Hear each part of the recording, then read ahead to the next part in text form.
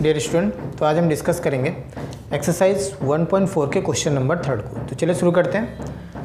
तो स्टूडेंट यहाँ देखोगे question number 3, the following real numbers have decimal expansions as given below.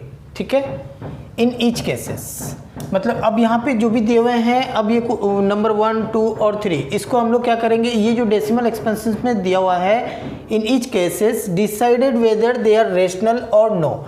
अब आपको डिसाइड करना है कि ये रेशनल है कि नहीं है। ठीक है, उसके बाद if they are rational number, अगर रेशनल नंबर हो रहा है ऑफ द फॉर्म, किस फॉर्म में भाई, रेशनल नंबर पता है आपको, पी बाई क्यू के फॉर्म में। What can you say about the prime factorization of Q? तो अब जो नीचे डिनोमिनेटर जो पार्ट आएगा Q का, उसका प्राइम फैक्टराइजेशन किस फॉर्म में होगा, ये आपसे पूछ रहा है। ठीक है, तो सबसे पहले देखोगे कि ये जो है ना, फर्स्ट वाले को देखते हैं। अब 43.1 2 3 4 5 6 7 8 9 तक है, उसके बाद यहाँ तक कंप्लीट हो चुका है, यानी ये कोई भी नंबर था डिवाइड होने के बाद ये डेसिमल एक्सपेंशन में जो आया, अब ये कंप्लीट हो चुका है, यानी कंप्लीट ये टर्मिनेट है, ये डेसिमल में अब ये पूरा कंप्लीट डिवाइड हो चुका हुआ है। ठीक है, तो ये टर्मिनेट है ना, तो ये टर्मिनेटिंग है ना, टर्मिनेटिंग है, तो जब टर्मिनेटिंग होगा तो भाई वो रेशनल होगा। ठीक है, तो ये रेशनल नंबर है, ये रेशनल नंबर है, किस फॉर्म में होगा भाई, पी बाई क्यू के फॉर्म में होगा। ठीक है, अब पूछा है क्या कि जो Q होगा वो प्राइम फैक्टर उसका क्या हो सकता है। ठीक है, क्या होगा ये आपसे पूछ रहा है, तो ध्यान दोगे।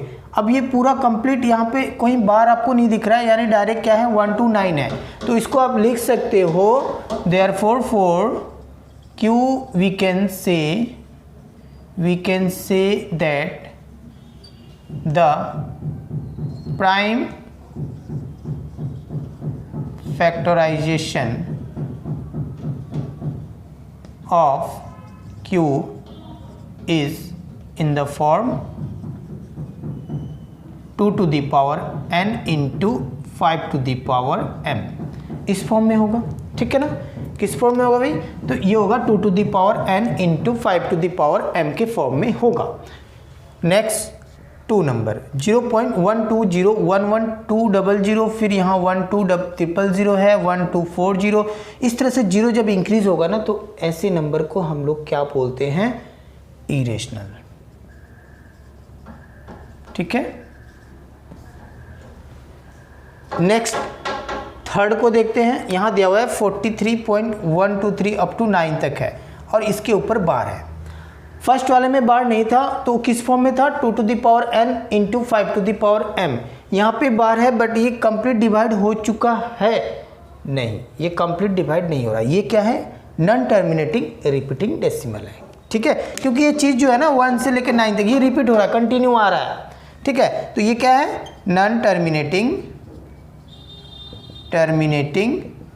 रिपीटिंग डेसिमल है। तो नॉन टर्मिनेटिंग रिपीटिंग डेसिमल है, दैट मीन्स क्या है, ये रेशनल होगा, है ना, पढ़ के आए हो थ्योरम में। अब ये रेशनल होगा, किस फॉर्म में होगा, तो पी बाई क्यू के फॉर्म में होगा। बट अब इसका रीजन क्या हो जाएगा, अब यहाँ पे लिखोगे, अब for Q we can say that prime factorisation of Q is not in the form 2 to the power n into 5 to the power m। ठीक है ना, इसको आप जस्ट यहाँ पे लिख दोगे, for Q we can say that the prime factor of Q is not in the form 2 to the power n into 5 to the power m। ठीक है, तो याद रखोगे स्टूडेंट कि ऐसे क्वेश्चंस पूछे जाते हैं। अगर यहाँ आपको 1020 इस तरह से कंटिन्यू आपको मिले तो इरेशनल होगा, अगर टर्मिनेट है तो रेशनल तो होगा ही।